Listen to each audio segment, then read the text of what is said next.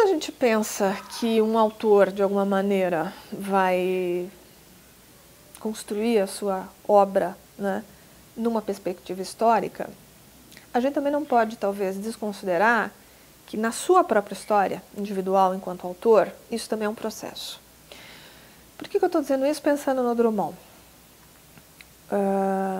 Claro Enigma é um poema, uma obra em que a gente tem poemas que talvez assim mostrem um Drummond de alguma maneira relacionado com experiências que foram feitas com a linguagem, pensando aí no Baudelaire, né, que é aquele que vai discutir os temas mais do que as formas, talvez.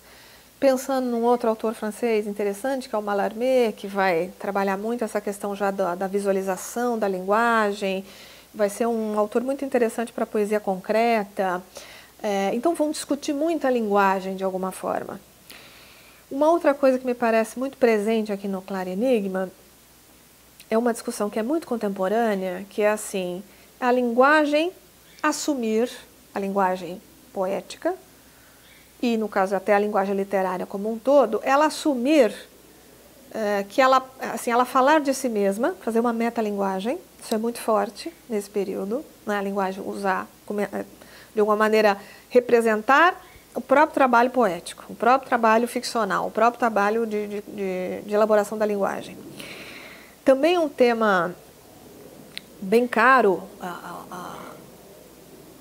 alguns momentos aí da literatura contemporânea é você fazer referência explícita a outros autores. Então aqui tem, por exemplo, um poema em que ele vai falar do Fernando Pessoa, né? Então ele vai de alguma maneira fazer essa conexão explícita, já está no título, porque claro que toda obra, de alguma maneira, é um diálogo com outras obras. Eu posso não dizer, olha, esse trecho aqui, meu, dialoga com o do fulano.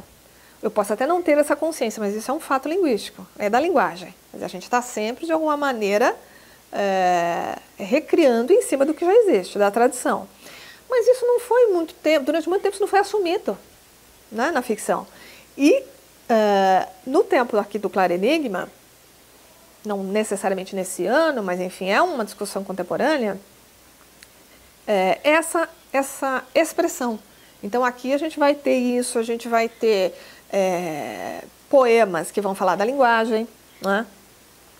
A gente vai ter até talvez algumas formas mais clássicas, um pouco brincadas pelo Drummond, um pouco usadas com outra temática, né? Eu queria até ler um trechinho aqui para materializar o que eu estou falando. Esse poema se chama Confissão e diz o seguinte: não amei bastante meu semelhante, não catei o verme nem curei a sarna. Só proferi algumas palavras, melodiosas, tarde, ao voltar da festa. Tem um tom, em termos estruturais, mais clássico, né? Muito diferente de outros tons que o Drummond vai fazer em outros momentos da sua obra. Mas quando antes alguém falaria, né, de não amar o seu semelhante, e assim, que semelhante é esse? Não catei o verme, nem curei a sarna. Ele está falando de miséria. Ele está falando de pobreza, ele pode estar falando disso assim, de um ponto de vista bem econômico, ele pode estar falando do verme, da sarna, talvez de um ponto de vista físico, né? Da chaga também. Então, é claro, aí a questão da conotação. Quer dizer, esse verme, essa sarna não tem que ser entendido de uma forma única, como nenhuma outra, né, representação literária, enfim, poética especialmente. Mas é uma coisa que tematicamente não caberia, né? Antes, você fazer essa perspectiva social, você falar com essas palavras mais pesadas, de alguma maneira, só proferir algumas palavras melodiosas ao voltar da festa. Dei sem dar e beijei sem beijo. Quer dizer, ele vai usando palavras, né? Dentro de um outro contexto, de uma outra maneira de fazer poesia, que não é aquela camoniana, se a gente for comparar.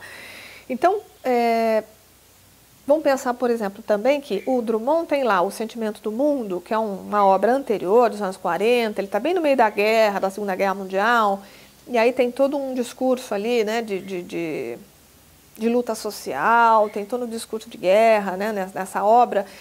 Então essa já tem também um outro, né, uma outra forma, outras temáticas. O que a gente quer dizer? O autor também dentro então da sua história, eu acho que o Drummond até foi um autor que viveu bastante, né, ele teve várias fases, digamos, né, na sua obra. Ele vai também mostrar diferentes facetas, né? Claro que, de alguma maneira, algumas premissas não vão quebrar. Talvez ele dê mais luz em alguma coisa num período, menos luz em outro, aí dá luz em outra coisa, né? Mas então, claro, o que a gente às vezes vê numa obra, talvez em outra seja diferente, e aí a gente tem então que ver também essa perspectiva dentro da própria vida do autor. E acho que o Drummond, então, tem essa obra grande o bastante, rica o suficiente para a gente poder ver a história que vem antes dele e a própria história que ele constrói dentro da sua própria obra.